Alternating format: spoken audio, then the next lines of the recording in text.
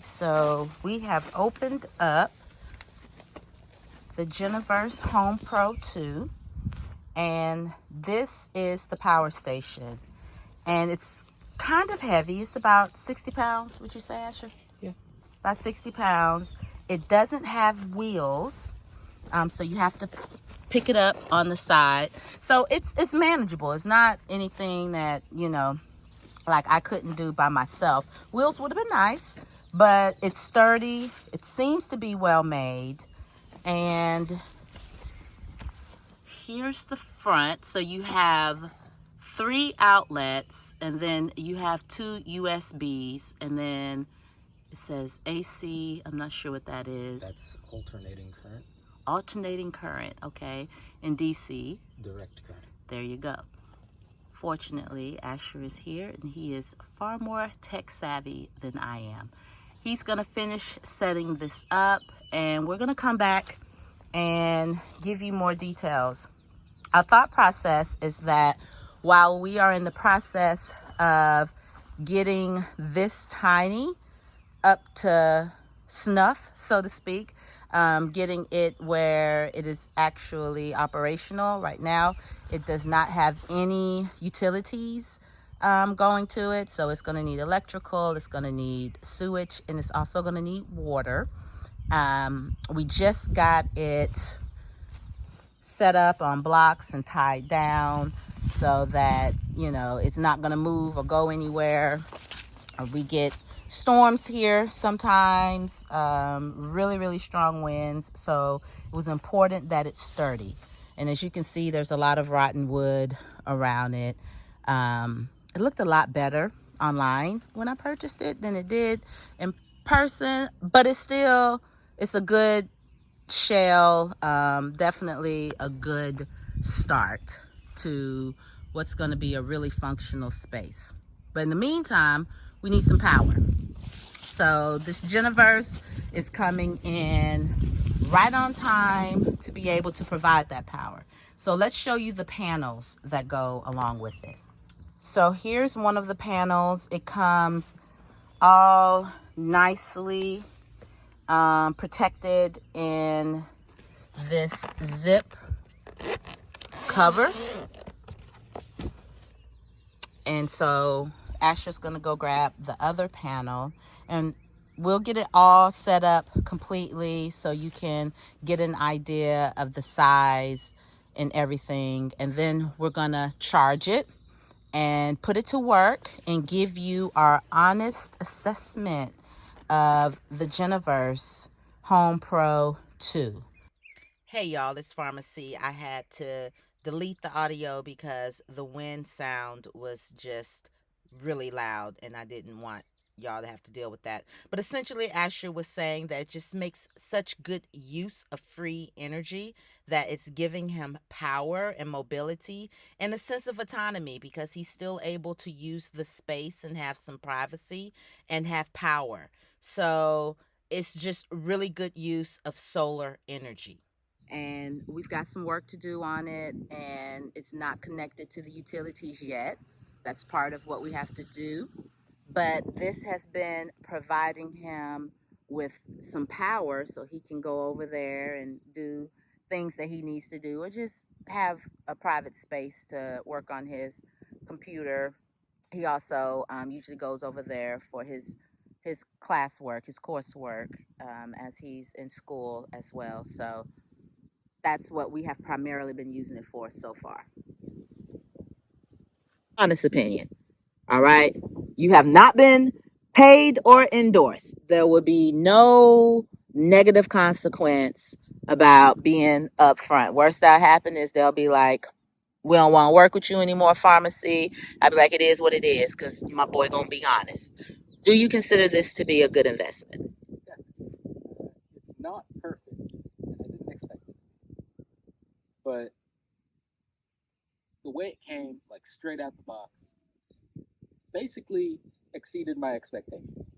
Okay. It's very well made. I would give it like a solid 8 out of 10. 8 out of 10. All right.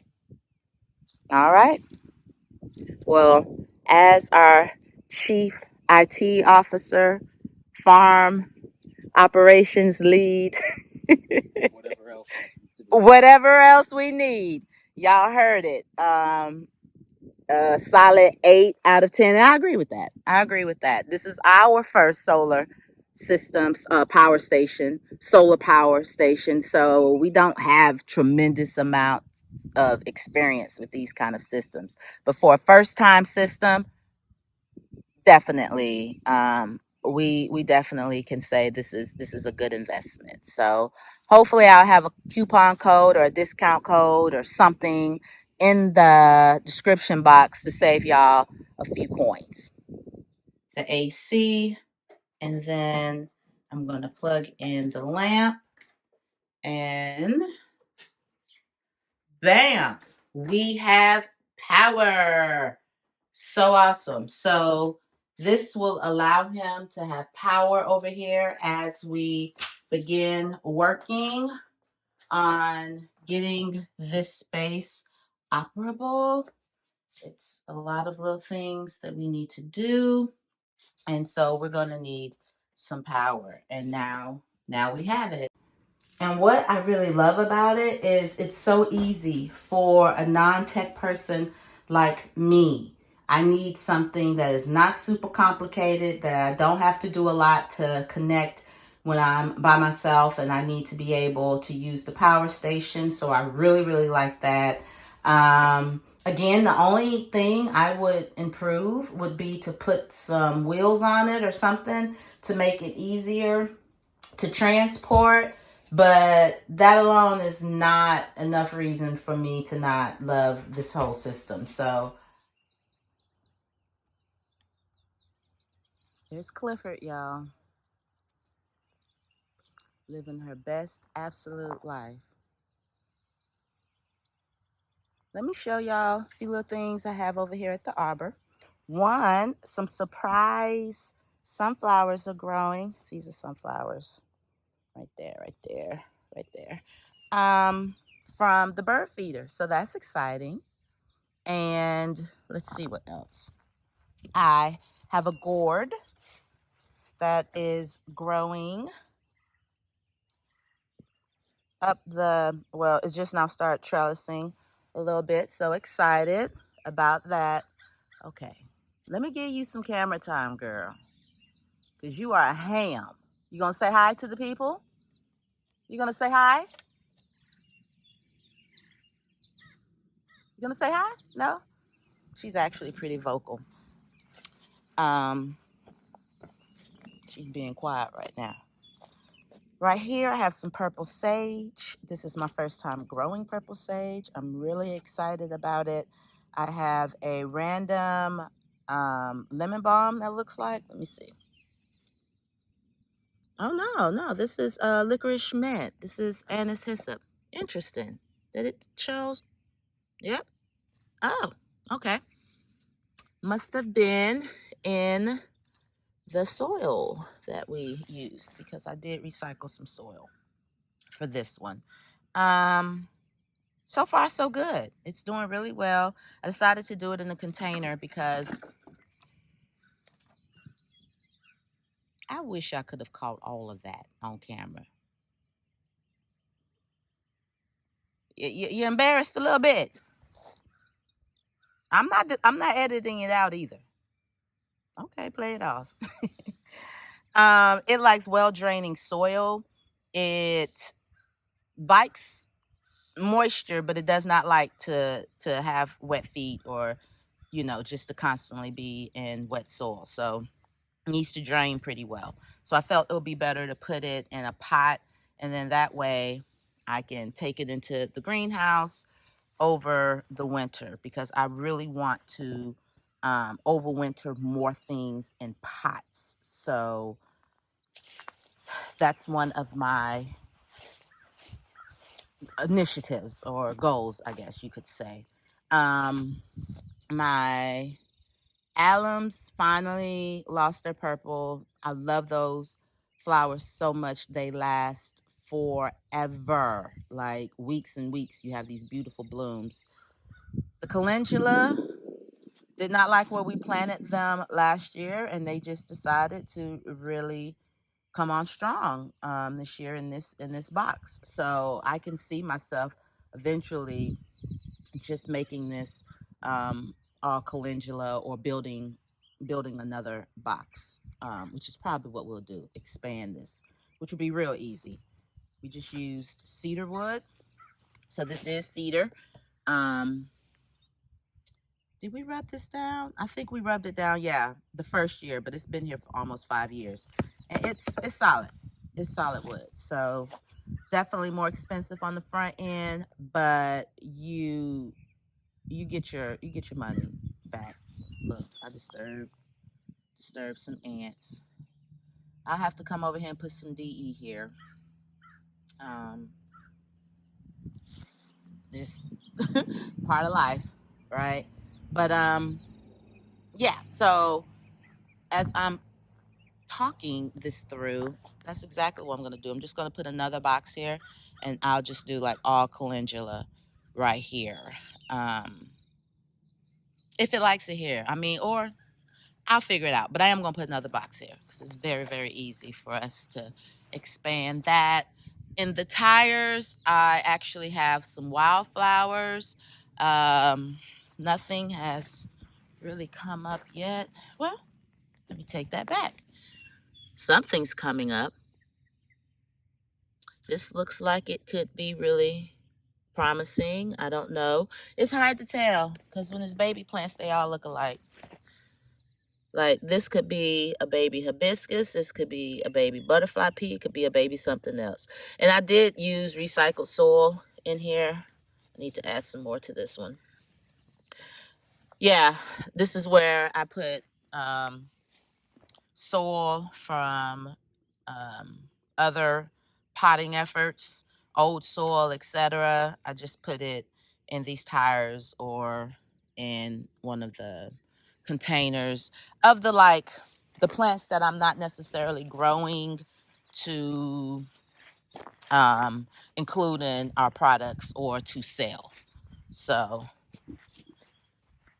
let's go out here. Oh, I got new signs, y'all. Please do not litter. Research shows that beautiful people don't litter. Let me show you the other one.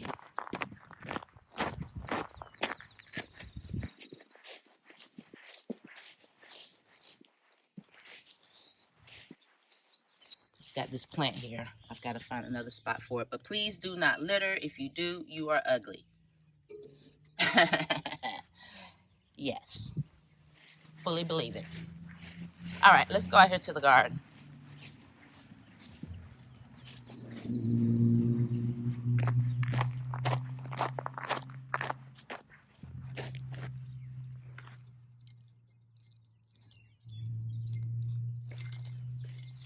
Okay. So we're winding down here with our Carolina roses, and we just now start dealing with a few Japanese beetles.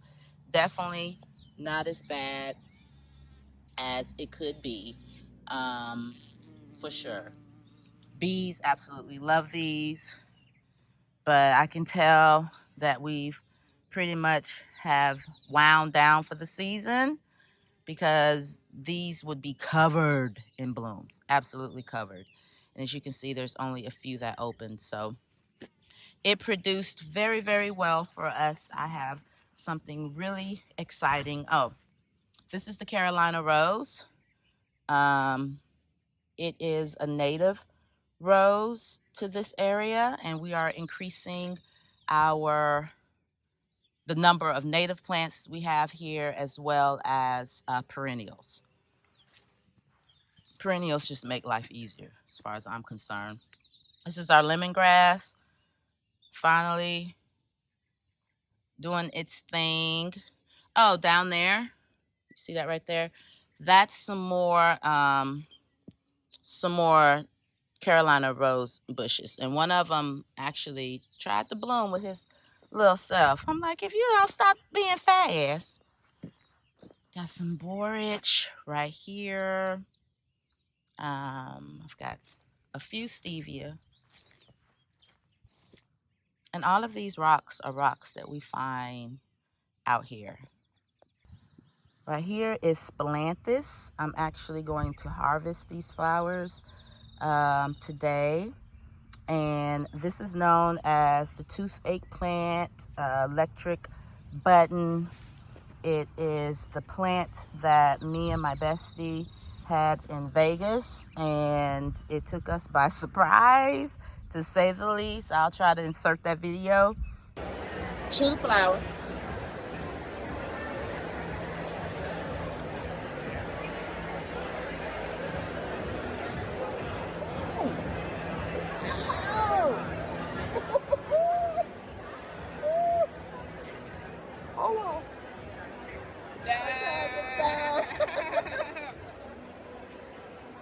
The tongue is though. Oh, it's like prickly. What flower is it? I don't know. It makes your tongue prickly. Oh my God. Take me back. And I decided to grow it. A farmer friend who's actually on the way over here in a little bit. I might get a little content from him, if he's comfortable with it, of course.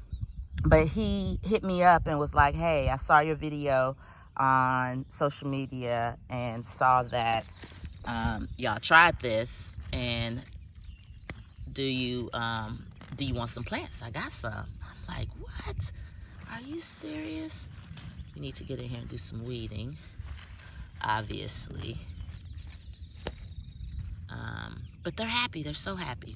And we have them set up on drip, so they have all the accommodations.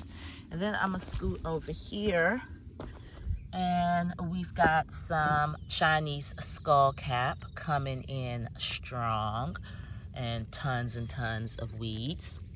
When my plants are little, basically I'm just doing hand weeding because I don't want to risk harming a plant with like a hoe or something. But now that they've got some size to them, really need to get in here and clean up. But part of the reason that we haven't really been hoeing as much lets me not ignore the splendor of this anise hyssop, aka licorice mint, that we are going to be harvesting, if not today, then tomorrow. Look at this. Y'all see this? And oh wait, before I end this video, I forgot to mention this part. So we did not charge the battery up, the power station up fully. You need to charge it up fully before you start using it, and we did not do that. So we thought there was an issue. We contacted Geneverse customer care and was like, hey, this isn't working for us, etc. I'm exaggerating a bit, but it seemed like we had a replacement unit within hours. Definitely, it didn't take more than 2 days for them to send us a replacement unit, just that quick. Now, we got ours working and realized our error, so we're going to send this one back unless they let us keep it, and then we'll go get some solar panels because we could really use 2 of them. But if not, yeah, we're going to be sending this one back. I just wanted to comment on how awesome their customer service was. It was phenomenal. Quick response. You email them, they respond within 4 hours, and you know, obviously their goal is to make sure that customers are happy. The customer service people had no idea that this was like a brand partnership or anything like that. They didn't know that. So 10 out of 10 on customer service for Geneverse.